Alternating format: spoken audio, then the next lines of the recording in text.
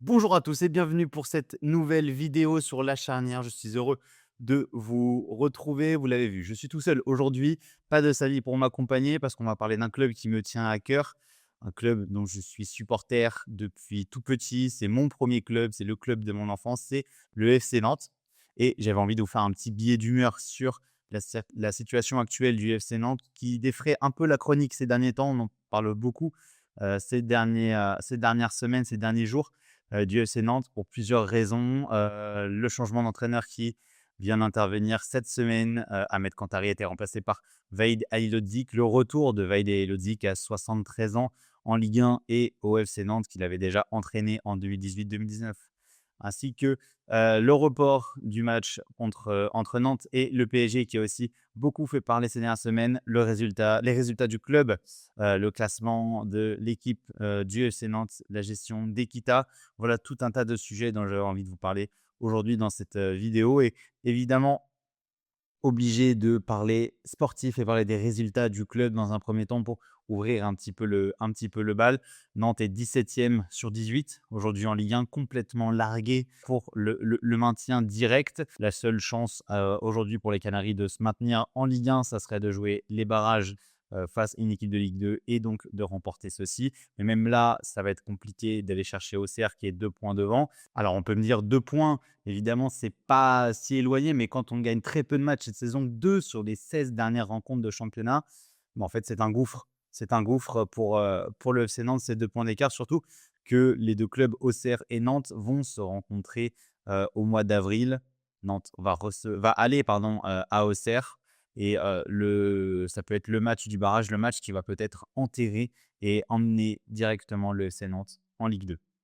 Comment on en est arrivé là? Il faut d'abord retourner cet été sur un choix qui a été, un petit peu dicté par, ce qui se passe en France et la gestion des droits TV. On le sait, beaucoup de clubs ont perdu pas mal de sources de revenus. Le FC Nantes en fait partie et a décidé de baisser assez drastiquement son budget, passant d'environ 80 millions à 50 millions d'euros pour la saison.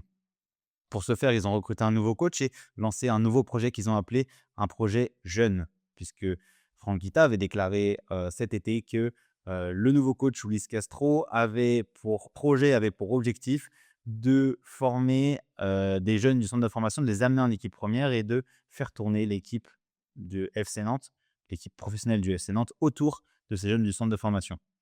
Un mercato d'été du coup qui a été très peu coûteux, seulement 2 millions d'euros investis, sur tous les joueurs qui sont arrivés, beaucoup de joueurs libres, beaucoup de joueurs en prêt et surtout peu de joueurs qui ont le niveau et l'expérience de la Ligue 1. Ce qui fait que le début de saison a été très compliqué. Une seule victoire lors des 9 premières journées, 2 victoires seulement sur la phase aller.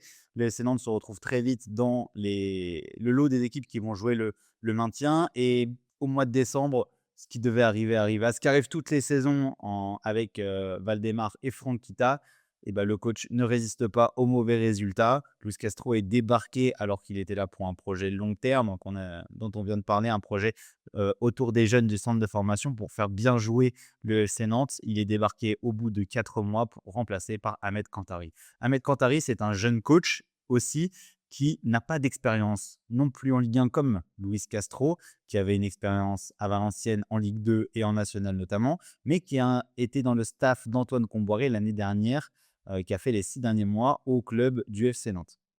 Beaucoup de cadres du vestiaire ont validé ce choix d'Ahmed Kantari et la direction du FC Nantes, consciente du fait que le club allait jouer le maintien et pouvait potentiellement descendre à l'issue de cette phase aller qui a été assez compliquée niveau résultats et niveau points, passe la deuxième et change complètement de braquet sur le projet pour cette saison. On n'est plus sur un projet jeune, on est sur un projet survie et vont recruter beaucoup de joueurs au mercato et des joueurs qui n'ont pas le profil du projet qui a été annoncé puisque ce sont des joueurs plutôt âgés, expérimentés, à l'image de Rémi Cabella qui a 34-35 ans, à l'image de Dever Machado, 32 ans, à l'image de Frédéric Guilbert, qui sont des joueurs qui ont connu la Ligue 1, qui sont plus sur la pente descendante, mais qui vont amener une expérience qui a été réclamée par Luis Castro quand il était entraîneur du FC Nantes. C'est Ahmed Kantari qui aura à l'heure de mettre tout ça en place.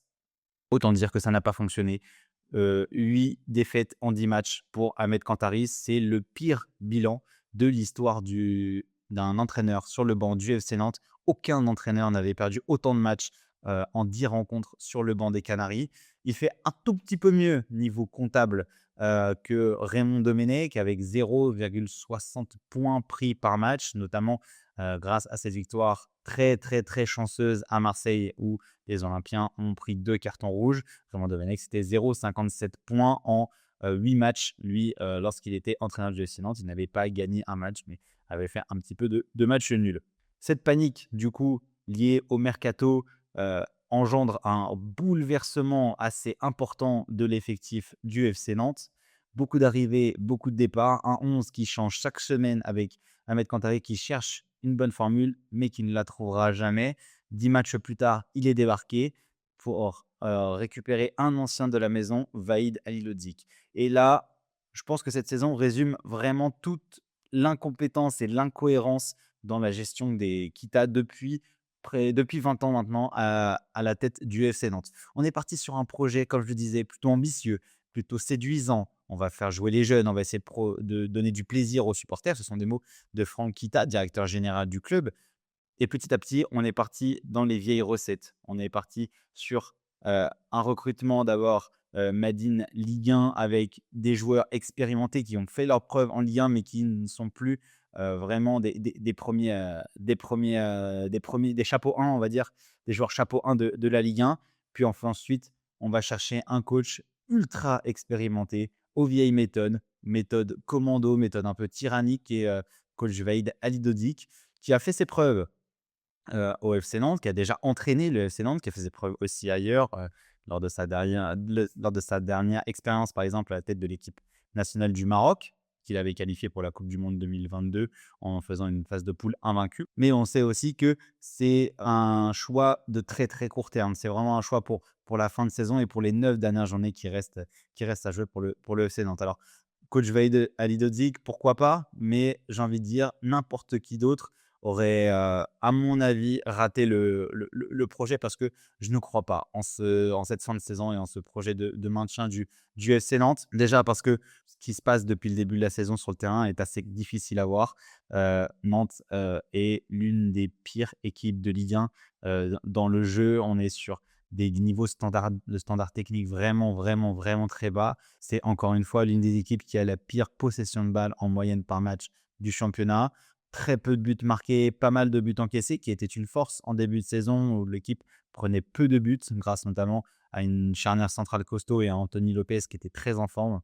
Et aujourd'hui, on se retrouve dans une situation où chaque match va être une finale. Sauf que le problème, c'est que la direction, qui a très peur de descendre en Ligue 2, n'aide pas non plus son groupe sportif, puisqu'elle a décidé de ne pas jouer ce week-end. Le FC Nantes ne jouera pas ce week-end en Ligue 1. Il va prendre un match de moins que tous ses adversaires pour la lutte pour le maintien, puisque le FC Nantes a décidé de avantager le Paris Saint-Germain, qui est encore en course en Ligue des Champions, entre ces deux matchs face à Chelsea, en décalant tout simplement cette rencontre pour la jouer plus tard, pour que les Parisiens puissent être reposés face à Chelsea. Sauf que là où le FC Nantes aurait pu profiter d'une équipe du PSG amoindrie, fatiguée, qui aurait se serait peut-être dit, bon, bah, ce match contre le FC Nantes, entre guillemets, on s'en fiche, et c'était l'occasion peut-être de prendre des points pour Nantes. Non, le président Kita se dit que c'était une bonne idée d'aller aider le Paris Saint-Germain encore une fois, comme l'année dernière, c'était déjà le cas. Il n'avait pas porté préjudice au FC Nantes, qui s'était finalement maintenu en fin de saison.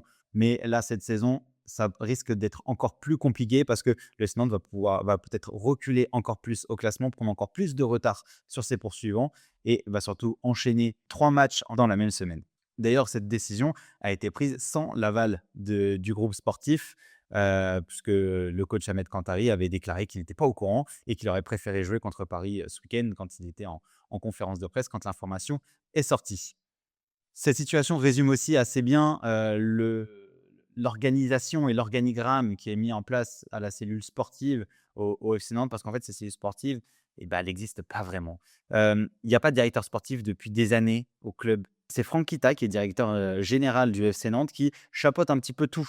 C'est-à-dire qu'il va chapeauter à la fois le sportif, à la fois le recrutement, à la fois la gestion des contrats, etc., pour vraiment gérer au quotidien le club et c'est pas quelqu'un qui a été formé pour, gérer un club de foot et ça se voit. Aujourd'hui, le FC Nantes, c'est 29 joueurs sous contrat professionnel. C'est évidemment beaucoup trop pour un club qui joue le maintien et c'est très compliqué pour un coach de gérer autant d'états d'âme. On l'a vu, Ahmed Kantari changer sans cesse de dispositif. D'abord parce qu'il n'y avait pas de résultat, mais aussi parce il était obligé de gérer des égos et quand on joue le maintien, les égos, en fait, il faut que ça passe à côté. On n'a pas le droit de, prendre en otage le club par des égos. Ajouter à cela des supporters qui en ont marre et qui, pour l'une des premières fois sur ces dernières saisons, sont en grève. La Brigade Loire notamment, qui est le principal animateur du stade, la Beaujoire, à Nantes, a choisi pour l'une des premières fois de ne plus encourager les joueurs, cette saison au vu des mauvais résultats avec cette banderole qui reste affichée dans les tribunes depuis le déplacement à Monaco: «Trop d'humiliation brise notre motivation». C'est tout un contexte du coup autour du club qui est très compliqué, où il n'y a pas de vrai maître à bord puisque Franck Kita, qui est la personne qui chapeaute tout, n'est pas au quotidien à Nantes. Il gère le club depuis Londres, là où se passent, ses principales affaires, où Valdemar Kita, le propriétaire, vit la plupart du temps à Paris. Il n'est même pas là à tous les matchs. C'était le cas, le week-end dernier contre Angers. Une nouvelle défaite du SC Nantes 1-0 contre un Angers qui n'avait pas gagné depuis 4 matchs et qui vivait la pire période de sa saison. J'ai envie de dire que le FC Nantes ne récolte que ce qu'il mérite depuis des années, une incohérence assez notable. Il y a eu une histoire aussi dans cette saison où quand Ahmed Kantari est arrivé, Valdemar Kita souhaitait que Stéphane Ziani, l'entraîneur de la réserve du FC Nantes, devienne directeur sportif, chose à laquelle Franck Kita s'est opposé. Donc, il y a eu des guéguerres entre père et fils contre qui vont à l'encontre du bien-être du club et qui mettent encore plus de problématiques et de problèmes dans le quotidien du FC Nantes. Alors aujourd'hui, que faire pour changer les choses? Très difficile dans la situation où l'Equita resterait en place parce que je ne vois pas Valdemar Kita dire à son fils de lâcher l'affaire et de mettre d'autres personnes qui seraient, je pense, plus compétentes ou en tout cas qui seraient beaucoup mieux organisées pour, suivre le club. Cela permettrait, par exemple, d'avoir un directeur sportif qui a du réseau, qui a des relations, qui a des recruteurs, qui permettent de décrocher des joueurs à moindre coût ou des bonnes pioches que tu vas pouvoir revendre par la suite pour ne pas être dépendant des droits TV qui vont être encore moins importants a priori l'année prochaine. Mais tant que les Quitas seront là, à mon avis, il ne se passera rien. Alors, est-ce qu'une descente en Ligue 2 pourrait faire bouger le propriétaire et son fils? Je n'y crois pas non plus. Il y a une information qui est sortie un petit peu plus tôt aussi dans la saison que le fameux collectif nantais qui travaillait depuis plusieurs années avec des investisseurs locaux autour de Nantes avait fait une proposition de rachat du club à hauteur de 80 millions il y a de là 1 ou 2 ans et que Valdemar Kita avait refusé cette proposition, attendant au moins 100 millions pour lâcher le FC Nantes.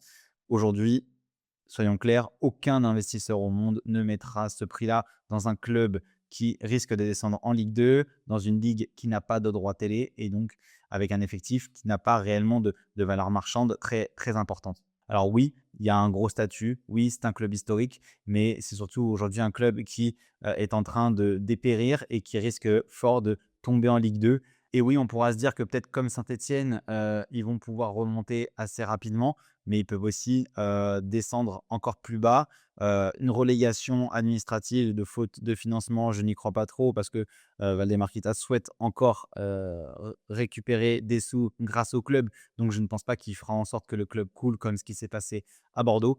Mais en tout cas, pour l'avenir sportif, j'ai très peur. Et si je devais donner mon avis sur la fin de saison, je pense que le FC Nantes ne passera pas devant Auxerre et restera sur l'une des 2 dernières places, même si ce n'est évidemment pas ce que je souhaite. Il finira du coup en Ligue 2 l'année prochaine. Voilà, c'était un petit billet d'humeur assez court sur le FC Nantes, un petit cri d'alerte d'un supporter qui passe une saison assez compliquée en regardant les matchs de son équipe. Peut-être que la Ligue 2 fera